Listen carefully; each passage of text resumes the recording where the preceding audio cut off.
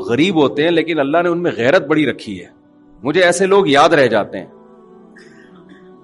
میں جب یہاں آیا امامت کے لیے کئی سال پہلے، تو لوگ عقیدت محبت میں علماء کی دعوت کرتے ہیں، ان کی اپنی عقیدت، ان کی اپنی محبت، ان کو ہم ملامت نہیں کرتے. ان کے ایمان کا تقاضا یہی ہے کہ وہ علماء کی دعوت کریں. ہماری مصروفیات کا تقاضا یہ ہے کہ یہ نہیں کہ جو بھی بلا رہا ہے بس گھر کا کھانا ہی چھوڑ دے آدمی. کسی نے کہا نا کہ میں بدعتی مولوی کی ایک نشانی میں بتاتا ہوں، وہ مرتے دم تک اپنے گھر سے کچھ کھایا نہیں کرتے. تو اب میری دعوتیں غریب ہوتے ہیں لیکن اللہ نے ان میں غیرت بڑی رکھی ہے. مجھے ایسے لوگ یاد رہ جاتے ہیں. میں جب یہاں آیا امامت کے لیے کئی سال پہلے، تو لوگ عقیدت محبت میں علماء کی دعوت کرتے ہیں، ان کی اپنی عقیدت، ان کی اپنی محبت، ان کو ہم ملامت نہیں کرتے. ان کے ایمان کا تقاضا یہی ہے کہ وہ علماء کی دعوت کریں. ہماری مصروفیات کا تقاضا یہ ہے کہ یہ نہیں کہ جو بھی بلا رہا ہے بس گھر کا کھانا ہی چھوڑ دے آدمی. کسی نے کہا نا کہ میں بدعتی مولوی کی ایک نشانی میں بتاتا ہوں، وہ مرتے دم تک اپنے گھر سے کچھ کھایا نہیں کرتے. تو اب میری دعوتیں شروع ہو گئیں. میرے ساتھ ایک پٹھان تھا باجوڑ کا تھا یا پتہ نہیں دیر بنیر کا، مجھے یاد نہیں. وہ بیچارہ گنے کا رس لگاتا تھا ادھر صدر میں گنے کا رس بیچتا تھا وہ، اور گردوں کا مریض تھا. بہت غریب. ایسے غریب کو اگر فری میں آفر آئے وہ تو خوش ہوگا نا، وہ تو خوش ہوگا. اب میری جب 2-3 دعوتیں ہوئی تو میں اس کو بھی لے گیا ساتھ میں. شروع میں ہمیں تجربہ نہیں تھا کہ دعوت کا انکار کیسے کیا جاتا ہے نا. اب لوگ زبردستی لے جاتے ہیں، چل بھائی اب منع کریں گے. تو اب اللہ کا شکر ہے پتا ہے کہ کیسے انکار کرنا ہے نا. تو 2-3 دعوتوں میں جا کے میں تو پھر سائڈ پہ ہو گیا نا. میں نے کہا بھائی ہمارا اب اس کے علاوہ کیا کوئی کام ہی نہیں ہے. اس کے گھر کے کوفتے اچھے ہیں، وہ پائے اچھے بناتا ہے، وہ بریانی اچھی بناتا ہے، تو وہ چپلی کباب اچھے بناتا ہے تو بناتا ہے بھائی. اب یہ تو نہیں کہ ہم اسی کام میں لگے رہیں. تو جس نے جو دعوت کر رہا تھا نا مسلسل، اس نے کسی اور مولانا صاحب کو پکڑ لیا. اس کا بہرحال ایک اچھا جذبہ تھا، اس کو تو میں نہیں کہوں گا. اس نے کہا یار میرے گھر میں کوئی نہ کوئی دیندار ہونا چاہیے دسترخوان پہ. اس کا یہ جذبہ تھا. اب کسی دوسرے مولانا کو پکڑا، وہ بار بار جا رہے ہیں اور یہ بھی ساتھ میں نا. تو ایک دن وہ مولانا بیچارے دعوت میں پہنچے ہوئے، یہیں بیٹھا ہوا مسجد میں پیچھے بیٹھا ہوا. میں نے کہا یار آپ نہیں گئے دعوت میں؟ کہتا ہے مفتی صاحب غیرت مند آدمی گھر پہ کے کھا کے جو خوش ہوتا ہے وہ دوسرے کے دسترخوان پہ خوش نہیں ہوتا. مجھے اتنا مزہ آیا اس کا یہ جملہ سن کے. میں نے کہا یہ مالدار ہوتا پھر مسئلہ نہیں تھا. اتنا غریب ہو کے بھی اب اس کو شرم آنے شروع ہو گئی ہے کہ یار ٹھیک ہے اگلا طیب خاطر سے دعوت دے رہا ہے، لیکن اپنے گھر کی سوکھی روٹی یہ دوسرے کے دسترخوان کی بریانی سے بہتر ہے. اچھا میری عادت ہوتی ہے ایسے خاندانی آدمی کو تلاش کر کے پھر اس کے ساتھ تعاون کروں. میں ایسے غیرت مند لوگوں کے ساتھ تعاون کرے انسان.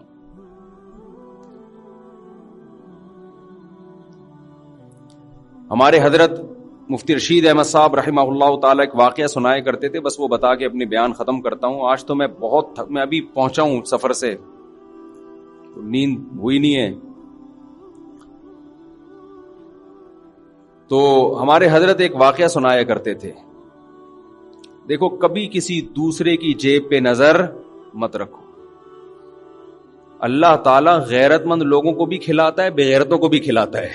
کھاتے ہوئے ہم نے بے غیرت بھی دیکھے ہیں. لیکن غیرت مندوں کو آزمانے کے بعد آتا ہے کہ ان کی غیرت پر آنچ نہ آئے. رزق دروازے توڑ کے ان کے گھر میں گھستا ہے، عزت کے ساتھ ملتا ہے. اور جس نے مخلوق کے سامنے ہاتھ پھیلا دیے یا 2 نمبر طریقے سے پیسہ کمانے کی کوشش کر لی، تو سب سے پہلی پھٹکار اس پہ یہ برستی ہے کہ اللہ اسے ہمیشہ کے لیے مخلوق کے در کا محتاج بنا دیتے ہیں. اب انہی کے در پہ جانا ساری زندگی مانگتا ہی رہے گا. یہ بڑا عذاب ہے آخرت کے عذاب سے بھی. یہ آخرت کے عذاب سے زیادہ بڑا عذاب ہے. تو ہمارے حضرت ایک واقعہ سنایا کرتے تھے. پہلے پرانا سعودی عرب کا، شاید اس وقت یہ سعودی حکومت نہیں تھی،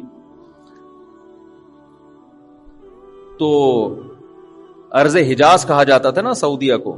حجاز کی سرزمین کا کوئی بادشاہ تھا، کوئی حکومت پلٹی، بغاوت ہوئی، تو وہ بادشاہ بیچارہ ملک بدر ہو گیا. شہزادہ تھا. تو تھا یہ کہ جب وہ شہزادہ تھا تو ہندوستان سے کوئی شخص گیا حج کرنے یا عمرہ کرنے، تو اس شہزادے نے اس کا بڑا اکرام کیا. عرب لوگ بڑا اکرام کیا کرتے تھے حاجیوں کا اور عمرہ کرنے والوں کا. تو اس ہندوستانی نے اس شہزادے سے کہا کہ میں ایک غریب آدمی ہوں، آپ نے مجھے اتنی عزت دی صرف حاجی ہونے کی وجہ سے یا عمرہ کرنے والے کی وجہ سے، کبھی آپ کو زندگی میں ضرورت پڑے اور ہندوستان آنا ہو تو میرے گھر ضرور آئیے گا. حالات کا کچھ پتہ نہیں ہوتا. اس شہزادے نے ہنس کے کہا کہ میں شہزادہ ہوں بھائی، مجھے تیرے گھر ہندوستان جانے کی کیا ضرورت ہے، میں شہزادہ ہوں بھائی، میں کیوں کسی کے در پہ ہاتھ پھیلاؤں. اس نے پھر بھی احتیاطاً اس کو ایڈریس دے دیا، کبھی آنا ہو ہندوستان تو آ جانا. اللہ کی قدرت کے بغاوت ہوئی. آپ کو پتا ہے جب بغاوتیں ہوتی ہیں تو بادشاہ فقیر ہو جاتے ہیں، بھیکاری بن جاتے ہیں در در کے. یہ شہزادہ ملک بدر ہو گیا، بھاگ گیا، کہاں جاؤں، کون ٹھکانہ دے گا. اس کو وہ اپنا پرانا دوست یاد آیا ہندوستان میں. یہ سفر کرتے کرتے، ایڈریس تلاش کرتے کرتے اس ہندوستانی کے گھر میں پہنچا. دروازہ نوک کیا، اس نے پوچھا کون ہے، کہا میں وہ ہوں. یہ حیران ہو گیا کہ یار یہ شہزادہ آج میرے در پہ کیسے. اس نے اپنی حالت بتائی کہ بھئی بات یہ ہے کہ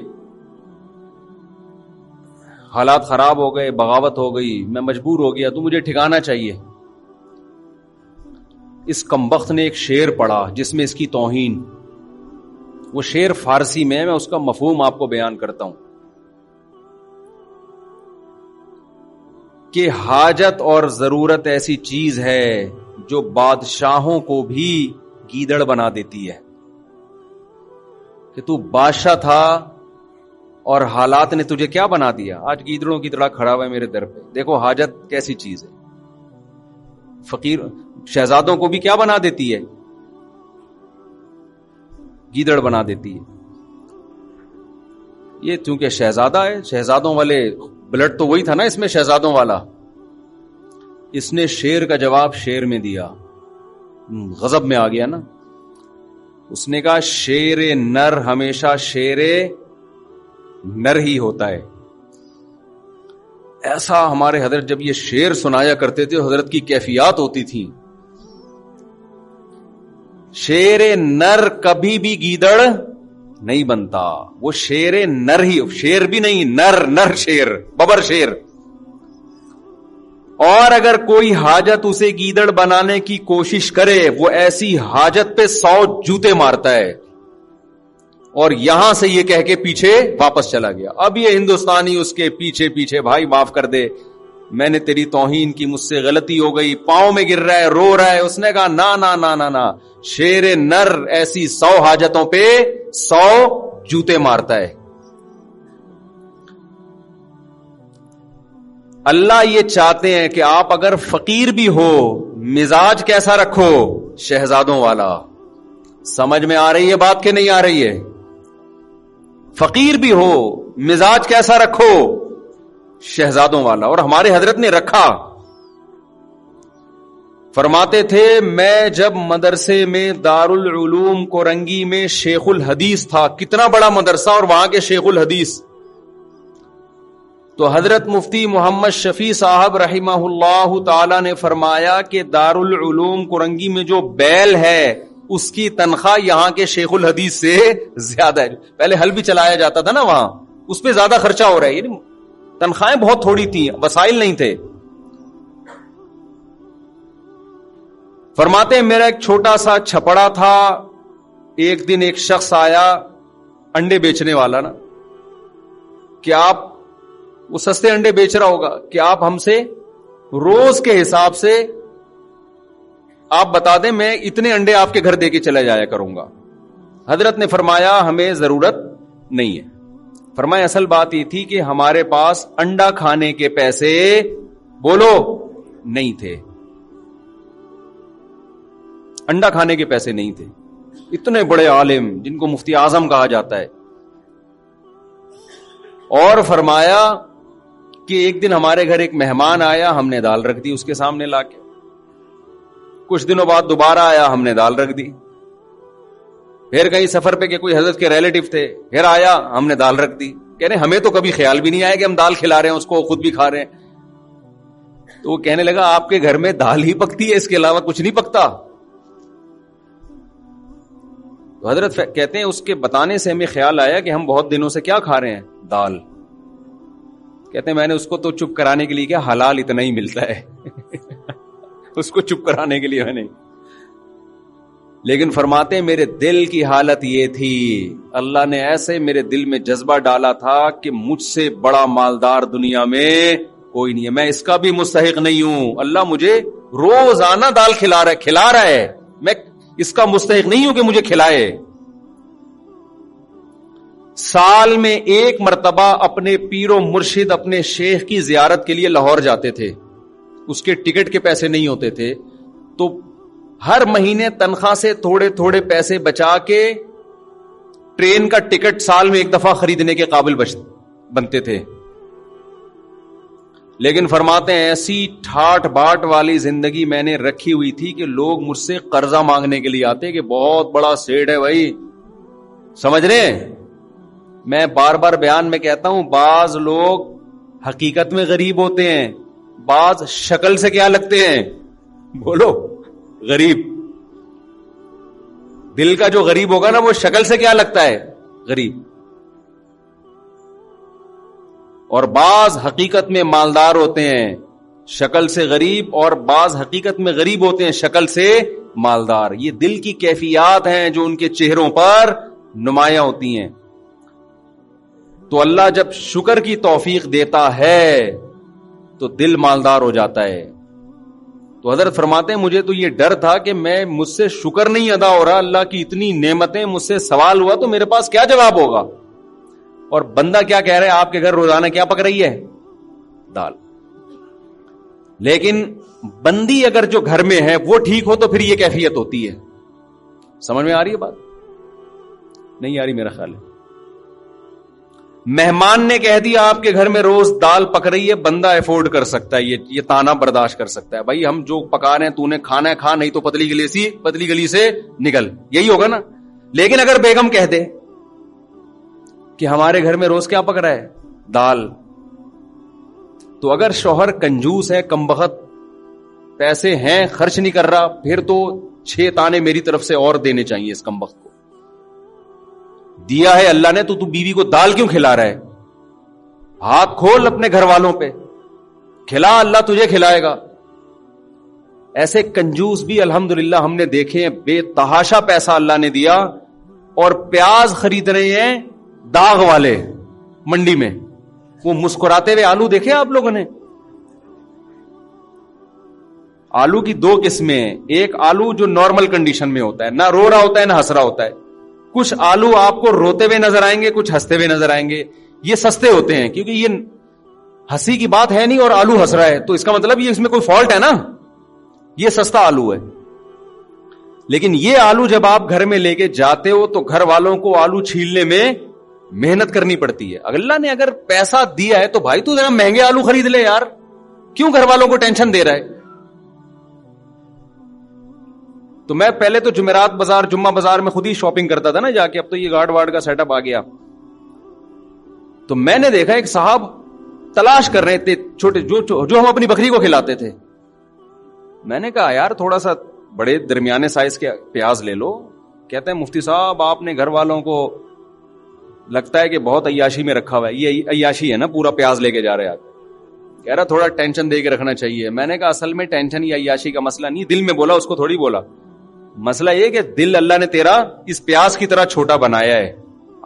लैंड लॉर्ड था वो आदमी, लैंड लॉर्ड। दिल तेरा इतना छोटा सा है, तू मर रहा है कि ये पता नहीं कब्र में लेके जाएगा ये पैसा तू। तो अगर पैसा है फिर तो ताना बनता है, ना हो पैसा फिर औरत को भी चाहिए अपने शौहर की आमदन में उसके साथ गुजारा करे। हमारे हजरत अपने घर वालों की बहुत तारीफें करते थे कि अल्लाह ने मुझे ऐसी ज़ौजा दे दी, ऐसी ज़ौजा दे दी, शुक्रगुजार। फरमाया उस गुर्बत में उसने मेरे साथ, हजरत तो उसको गुर्बत नहीं कहते थे उन हालात में, क्योंकि हजरत कहते थे वो गुर्बत थोड़ी है, 2 वक्त की रोटी पेट भर के मिले, गुर्बत कहां है ये। कहते उन हालात में कभी कोई जुमला नाशुक्री का घर वालों की जबान से मैंने नहीं सुना। बस एक छोटा सा वाकया, कहते मैं घर वालों की तबीयत खराब थी, डॉक्टर के पास लेकर गया। डॉक्टर ने कहा इनको फल खिलाएं। इनको क्या खिलाएं? फल। इनकी सेहत इसलिए खराब हो रही है, फल फ्रूट नहीं खाने को मिल रहे। हजरत कहते हैं मेरे पास फ्रूट के पैसे बोलो नहीं थे। तो मैंने डॉक्टर को तो नहीं कहा कि पैसे नहीं है। जो आदमी ना ऐसे बैठ के पैसे ही नहीं है ऐसे शुरू हो जाता है वहां बैठ के, ताकि डॉक्टर ज़कात तो वो देना शुरू कर दे। हर कहते हैं डॉक्टर ने अपने इल्म के हिसाब से सही कहा। मैंने दिल में ये सोचा कि भाई अगर मेरी घर वाले को फ्रूट की जरूरत होती तो अल्लाह मुझे फ्रूट के पैसे देता। अल्लाह ने नहीं दिए इसका मतलब इसको जरूरत नहीं है। अल्लाह ने नहीं दिए इसका मतलब इसको जरूरत नहीं है, ये बगैर फ्रूट के ठीक हो जाएगी।